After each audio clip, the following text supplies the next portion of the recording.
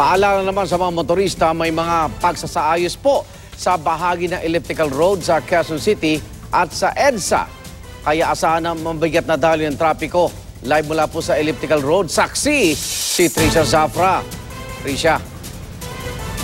Igan, bukas pa ang simula ng aktual na construction works dito sa bahagi ng elliptical road. Pero ngayon pa lang, ilang linya na nito ang hindi madaraanan. Alas 10 ng gabi kanina, Igan, nang ilagay yung mga marker, barikada, ilaw, scaffolding at mga safety equipment sa 4 na lane ng elliptical road. Sa kanto yan o bago kumanan sa Quezon Avenue papuntang EDSA. Dahil nagsikip ang bukana ng kalyeng yan, binuksan ang 2 pang linya ng kalsada malapit sa sidewalk para madaanan ng mga motorista.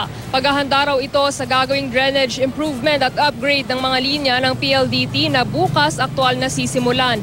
Bagamat makadaraan pa rin naman sa Quezon Avenue, pinapayuhan ng mga motorista na kumanan na sa North Avenue pa lang palabas sa EDSA. Kung gustong pumunta ng East Avenue o bumalik sa elliptical road, pwedeng dumaan ng North Avenue at kumaliwa sa Agham Road.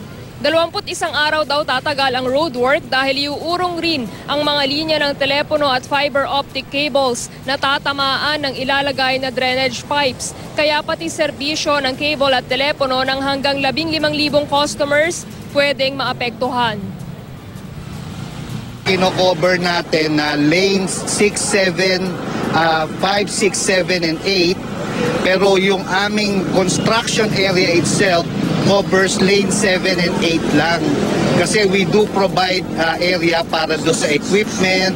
Length will be something like 15 to 18 meters starting doon sa may manhole doon all the way going dito. Mag-a-adjust pa tayo ng Saturday at saka Sunday. Magkakaroon kami ng gap analysis para sa Monday. Perfect na namin tong plano rito.